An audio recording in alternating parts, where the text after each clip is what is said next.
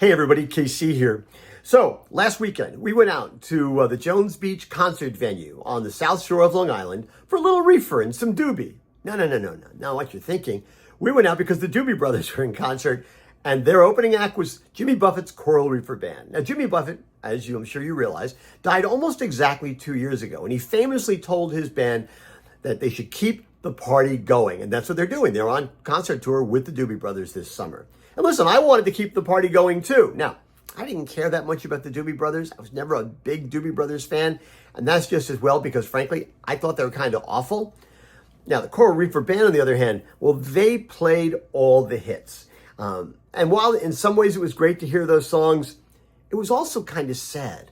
The band is great. The band is terrific. They're wonderful. They're enthusiastic. They're incredibly accomplished. And I'm not being dismissive when I say that the Coral Reefer Band is the biggest, best, and greatest Jimmy Buffett cover band that ever has existed or will exist. But not surprisingly, there was a big hole, right? Jimmy Buffett was a great entertainer and a force of nature. And with him not being on stage, well, there was no there in some ways. Now, listen, I've been to at least a dozen Buffett concerts over the years, and while the seats are almost always full, nobody's ever sitting in them. Everybody's on their feet, and they're fins to the left, fins to the right, and we're singing along to lyrics that we all know by heart.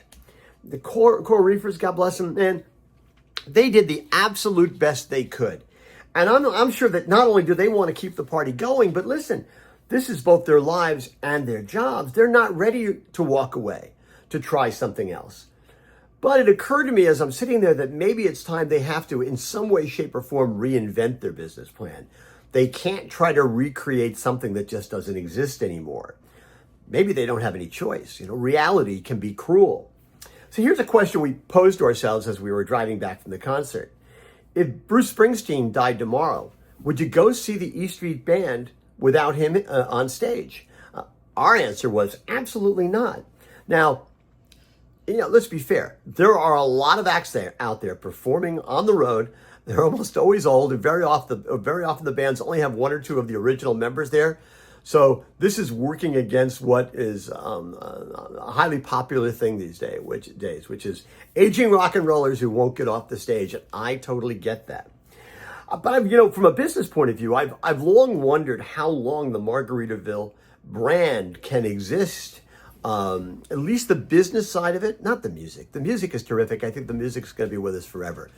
But the restaurants and the bars and the resorts and the retirement communities, things like that, I'm not sure how sustainable that business model is without Jimmy Buffett there to drive it.